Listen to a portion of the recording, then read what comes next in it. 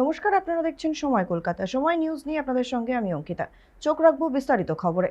পালা বদলের পরেই রাজ্যের বিভিন্ন প্রান্তে শুরু হয়েছে রাজনৈতিক চাপানোতর। তারই মাঝে জলপাইগুড়ির রাজগঞ্জে রবিবার একই রাতে গ্রেফতার হলেন তৃণমূলের দুই নেতাকর্মী। ঘটনাকে কেন্দ্র করে ব্যাপক চাঞ্চল্য ছড়িয়েছে গোটা এলাকায়। গ্রেফতার হওয়া দুজনের মধ্যে রয়েছেন বিন্নাগুড়ি অঞ্চলের প্রধান সামিজউদ্দিন আহমদ এবং মাঝি আলী অঞ্চলের তৃণমূল কর্মী শ্যামল রায়। পুলিশ সূত্রে খবর, ভোট পরবর্তী সন্ত্রাসের একাধিক অভিযোগ রয়েছে সামিজউদ্দিন আহমেদের বিরুদ্ধে। অন্যদিকে বিজেপির কর্মীর উপর প্রাণঘাতী হামলার অভিযোগে গ্রেপ্তার করা হয়েছে শ্যামল রায়কে। অভিযোগ, একটি বিয়ে বাড়িতে স্থানীয় বাসিন্দা তথা বিজেপি সমর্থক সঞ্জীব রায়ের উপর হামলা চালান শ্যামল রায়। ঘটনার পরদিনই রাজগঞ্জ থানায় লিখিত অভিযোগ দায়ের করা হয়। এরপর সন্ধ্যায় থানার সামনেই শ্যামল রায়কে গ্রেফতার করে পুলিশ। এ বিষয়ে বিস্তারিত কথা বলবো। আমাদের সঙ্গে টেলিফোন লাইনে রয়েছে আমাদের প্রতিনিধি সানি রায়। সানি, যে দুজন গ্রেপ্তার হয়েছেন, তৃণমূলের যে কর্মী বা নেতা কর্মী গ্রেপ্তার হয়েছেন, তাদের বিরুদ্ধে কি কি অভিযোগ রয়েছে? প্রথমেই জানাবো যে জলপাইগুড়ি জেলায় কিন্তু রাজনৈতিক পালাবদলের পরেই একের পর এক তৃণমূল নেতাদের গ্রেপ্তারের ছবি কিন্তু উঠে আসে। একদিকে যখন কৃষ্ণ দাসের আত্মসহায়ক ইতিমধ্যেই কিন্তু গ্রেপ্তার হওয়ার ঘটনা রয়েছে, পাশাপাশি তিনি তৃণমূলের নেতা, তিনি পলাতক রয়েছেন। এবং তোমাকে জানাবো গতকাল রবিবার এবং মূলত 2021 সালে ভোট পরবর্তী হিংসার কথা নিয়ে কিন্তু তাকে কিন্তু অ্যারেস্ট করা হয়েছে এখনো পর্যন্ত পুলিশ সূত্রে খবর। যেমনটা অভিযোগ করা হচ্ছে যে 2021 সালে ভোট পরবর্তী হিংসায় একাধিক বিজেপি কর্মীকে মারধর থেকে শুরু করে বিজেপি কর্মীদের ঘরছাড়া করার মতো মদত দিয়েছেন এই তৃণমূলের প্রধান।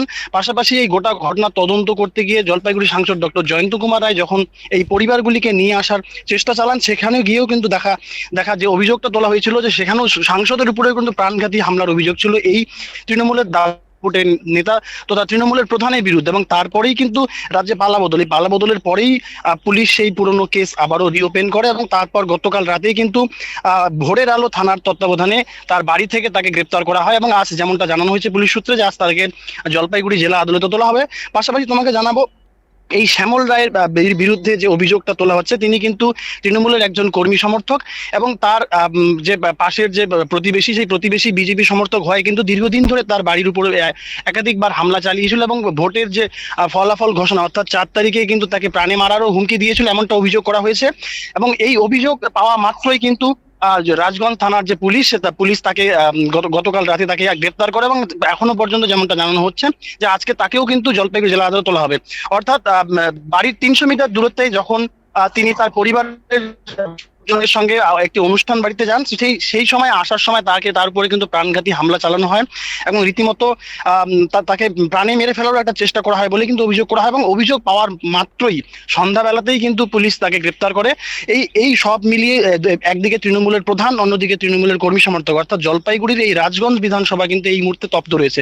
পাশাপাশি তোমাকে জানাবো, জলপাইগুড়ির দাপুটের তৃণমূল নেতা কিন্তু তার কিন্তু রাজনৈতিক সমস্ত কিছু চলতো এবং তাকেও পুলিশ ইতিমধ্যে কিন্তু খোঁজার চেষ্টা করছে, তিনি পুরোপুরিভাবে পলাতক রয়েছে। সব মিলিয়ে জলপাইগুড়ি রাজনীতিতে এই মুহূর্তে রাজনৈতিক পালাবদলের পরে তৃণমূল নেতা কর্মীদের ধরপাকড় করতে কিন্তু একেবারে পুলিশের তৎপরতা লক্ষ্য করা যাচ্ছে। গীতা, ধন্যবাদ সানি সঙ্গে থাকার জন্য।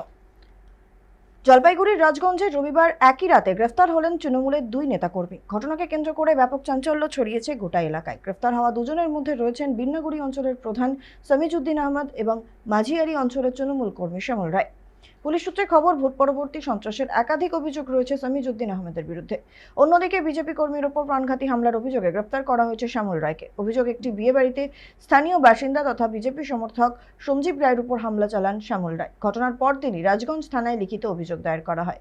এরপর সন্ধ্যায় থানার সামনেই শ্যামল রায়কে গ্রেফতার করে পুলিশ।